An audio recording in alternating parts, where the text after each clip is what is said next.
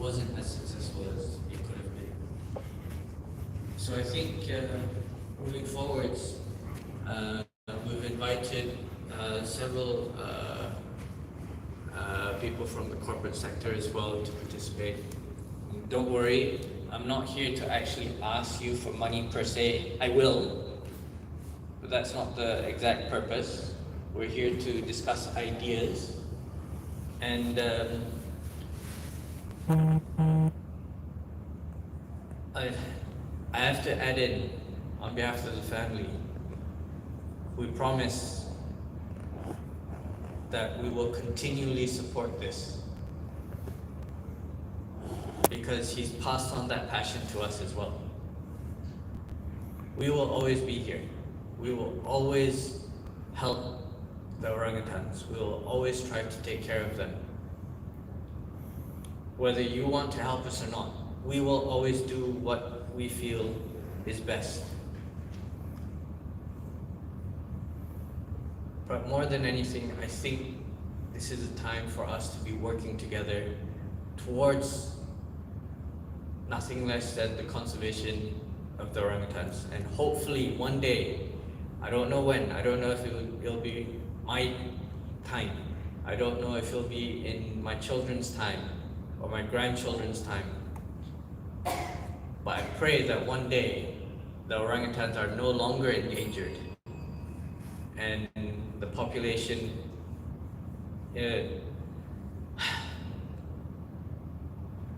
I don't know if that's, again, I'm not a scientist, I don't know if any animal has ever been taken off the endangered list because they're no longer endangered. I know of animals taken off the endangered list because they're extinct, yes. But because they're no longer endangered, I don't know. Just out of curiosity, are there any animals that were taken off the endangered list because no longer endangered? Ada tak? Ada. No one knows of any? I read last year there's a giant panda that moved endangered. China's done a fantastic job. I think it's something we can emulate.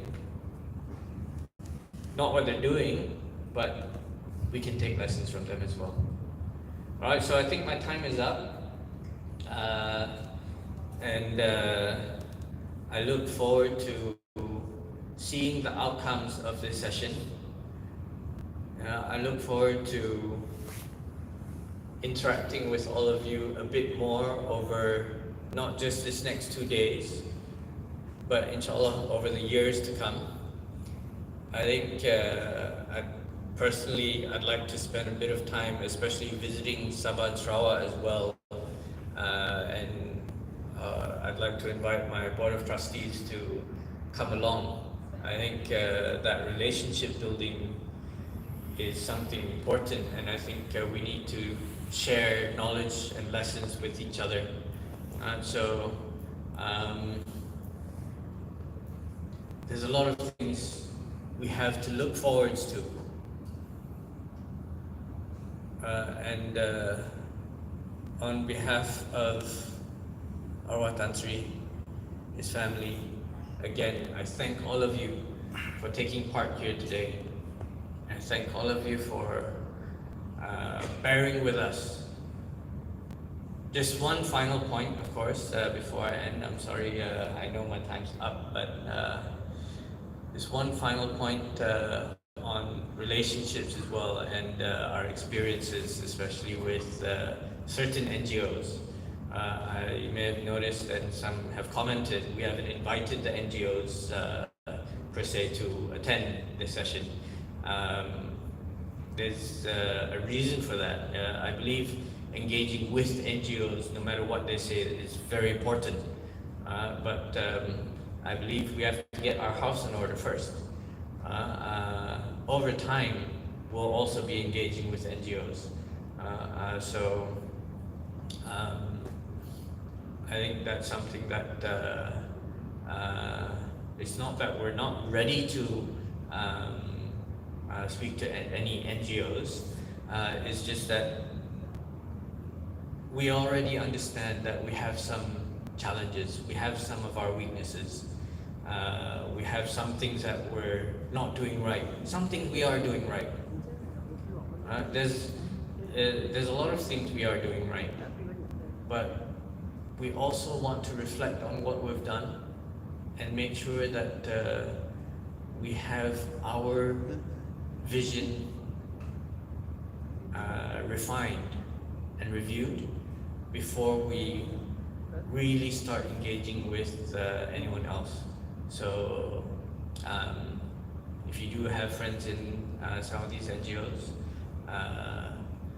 please convey our regards to them and our assurances that we're not evading anyone. We're just getting our house in order before we invite anyone else to come in. Alright, so I'll end it there. Thank you very much to everyone again.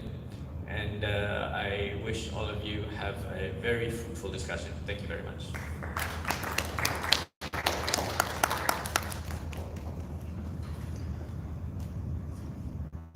Thank you, Tuan Jasmine.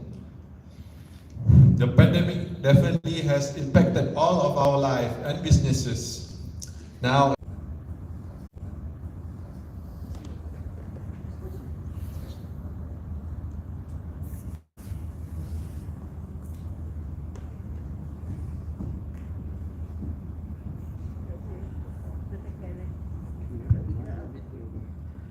Okay, Assalamualaikum and very good afternoon. So we have another about an hour before, nearly an hour before we have our lunch. So I'm entrusted to chair this discussion session on the three presentations that's presented by Professor Latif and also Dr. Badr Tuan Haji Azrin.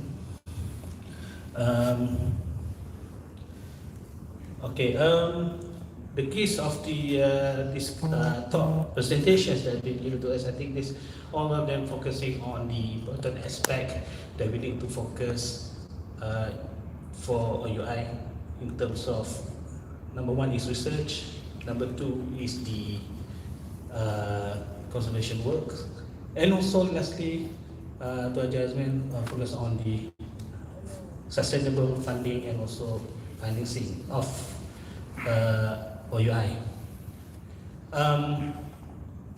I think from the first talk that Prof. Badrul given just now, he mentioned something that is very important. The endangered species of primates, not only for our beloved orangutan, it also involves other species of primate as well. So I think that is a point that we need to take upon us, that what we're doing here is something very novel, because we are doing something that is going to help the sustainability of the species, the survivability of orangutan and also the other primate as well. Research is the way to go forward. There's no exception for OUI. I think that is, because also I'm also involved in research, I think that is something that is quite important. And I agree with Prof. Badrul that we need to move on to a much more sophisticated or more detailed research in terms of trying to help the problem with the endangered species, especially for orangutan. On the second talk, Prof. Latif has mentioned on the conservation work that I think we at OUI has been doing very well so far. I think he pointed out a few points that is need to be addressed so that we can move forward with OUI. And also he has presented us with some of the questions that need to be answered. How we're going to move forward and the sustainability with the condition now, the work that we know, is it enough to secure and to protect our beloved orangutan? So I think that is something that all of us can understand and digest well, because all of us has some, all of us have their own expertise, and also the expertise can help OUI to move forward in the future to build a better Research and Conservation Center for Orang Hutan. But lastly but not least, Tuan Jasmine has mentioned on the issues of our financial situation, especially with the COVID-19. I believe we at the moment not only us, Orang Hutan Island Foundation as well, and the other group of business also affected, but we do have a responsibility to make sure that as what Tuan Jasmine mentioned, we need to be independent financially to make sure that we can survive throughout the future for 10, 15 years in future, so that we can basically contribute more, okay, for this work that we are doing so far. Okay, so I think that is overall the general points that we get from the three presentations. I would like to open the floor for any questions, for discussion. If any have, yes, please, Prof. Is the mic around?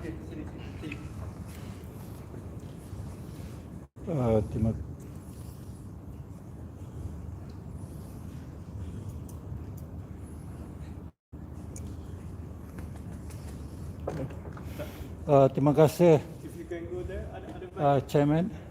Itu ada mic kan? On the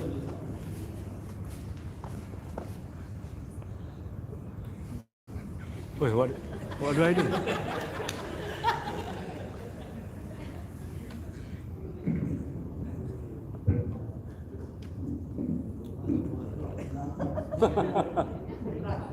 Huh? Apa ni? Tolong pegang sebab that is live. Oh, I don't know. Ada orang tengok, bro. Slide. Oh, sorry. Ada orang tengok. Sorry. Minta maaf. please. Yeah. Saya record benda ni because it happened in my lifetime. And in my lifetime, saya dah melihat rhinoceros extinct, ya, di hadapan mata kita. Dan we did not do enough. So it can happen to the orangutan as well. And yes, I think sustainable financing is very important. We need to harness our public. Ni yang cyber trooper ni, tolonglah cari duit buat crowdfunding, jangan belasah aja. Tolong orang hutan, ya. Dan yes, I agree, Prof. Kita have to expand our horizon to include other species of primate. Sebabnya, I believe the megafauna will die as well as those species that are dependent on the canopy. Dia akan, inilah yang akan memberi cabaran untuk kita, ya. Dan kita kena melihat maybe 100 years in the future, dan kita kena preserve some of the biological material, the sperm, the eggs and so on. Kita preserve sekarang untuk 100 tahun akan datang. Mungkin itulah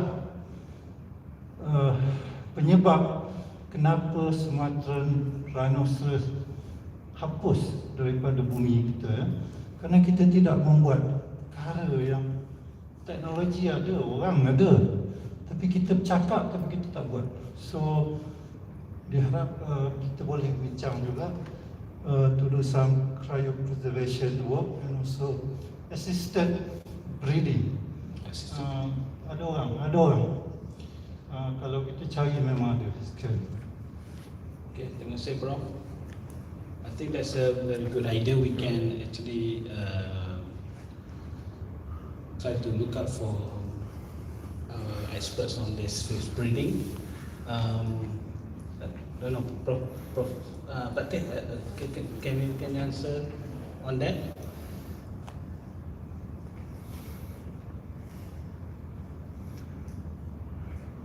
Thank you, Dad.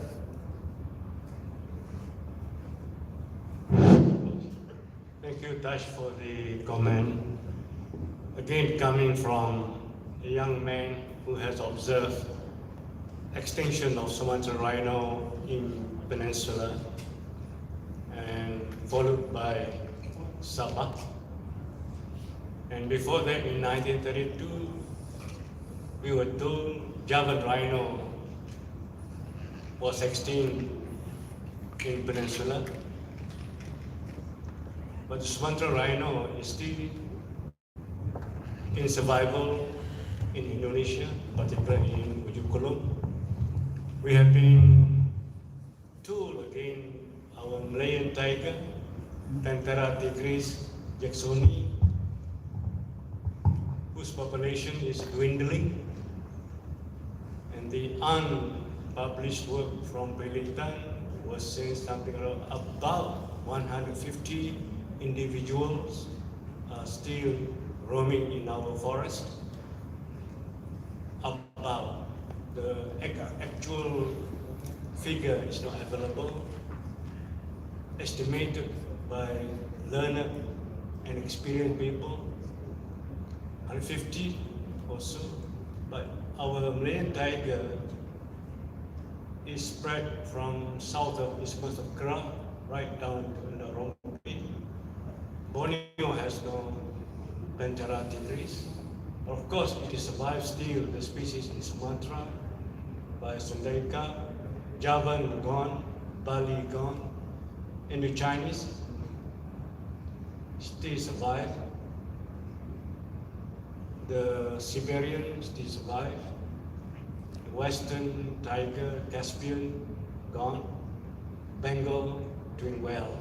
Honestly, there's another success story is the increase of population of the Bengal tiger in India.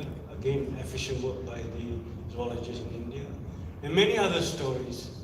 So our effort, and I agree very well with you, Prof. Tash, that we may use our center as a center for research for the primate in one way or the other, to expand from looking at pongo pygmaeus, or possibly other subspecies here, to look at other friends, which Prof. Pat had already told us, many are in somewhat endangered zone according to IUCN categories, and Prof. Pat enlightened us with respect to, there is something else so special in our land, endangered one in Borneo, the subspecies paracensis of the burrow, Macaca aptoides somewhere north, and femoralis somewhere south, So, as zoologists, I think Prof. Pat can enlighten us with more endangerment coming to our. It is our unwritten obligation as scientists, I feel, as conservationists, as people who are concerned with other being rather than human being, to help, to safeguard their health, their survival. And I honestly very interested in, using the new technologies in cryopreservation. And I think Prof. Tash enlightened us on the possible assisted breeding, either through sperm bank or through all those things. I think these are something which, we shall discuss with other groups who are concerned with spermatology. I just wonder if Prof. Pat want to add something, or Tuan Haji want to add something. Yes, please, Prof. Badrul. Can we take this around? Yeah, Should be with the audience. kena datang ke sini waktu tu. Saya bersetuju dengan apa yang dibangkitkan oleh Prof. Tajudin tadi tentang cryopreservation, because di banyak universiti kita ada beberapa orang pakar yang mengkaji dekat UKM pun ada, UPM pun ada, dan universiti lain mungkin ada lah. Regarding apa yang dibangkitkan oleh Pak Teh tadi, the endangered listed of endangered Malaysian primates. Surprisingly, most of them are considered as neglected primates, especially in the Hylobatidae. Of course, foreign researchers has come here in 1980s, and then they gone. Tak ada kajian dijalankan until now, USM, UKM dah go. Kalau kita tengok balik analisis yang dijalankan, Dr. Dolati ada buat analisis the number of publications that articles being published by local primatologists has increased. Dalam masa 10 tahun ini, is a good indication. Of course, orangutan and also proboscis monkey are considered as flagship species. That's why many foreign researchers coming, especially to Sabah, Sarawak, to study this animal. Of course, because when you study flagship species, you publish, of course, your nama akan naik. Then isu yang lain adalah spesies seperti Presbytis hosei, of course Presbytis chrysomelas in Sarawak, it's very so sad. Few populations, kita tahu hanya population dekat Samunsam, Tanjung Datu, and recently in Gunung Buih, population of Presbytis chrysomelas cruciger in Malundang tak ada langsung data. That is so sangat membimbangkan saya lah. Other than that, we also have a Presbytis frontata. Also tak ada data, tetapi ada publication report has indicated that diburu dan dikatakan ada batu geliga di dalam perut dia. And then research on the lenga, kumpulan lotong ni is very important sebab kita tahu lotong ni dia banyak makan buah dengan daun. So normally ada something yang agak important yang dia ambil yang boleh kita jadikan guide lah, especially dalam bidang pengubatan tradisional. Of course di Malay Peninsula, unta tengah putih, tangan hitam, siamang tu considered as endangered, and also femoralis di Johor. Tetapi a good news is survey done by Dr. Abdul Latif telah menjumpai grup ni sampai ke Tasik Chini. Previously has been reported until Andarombin, but now can be found in Tasik Chini. Begitu juga dengan lotong siamensis, baru dijumpai di kawasan Gunung. Agak menarik lah di situ lah. Cuma yang agak mengejutkan bila tahun ni IUCN dah naikkan kategori gera and beruk from vulnerable to endangered.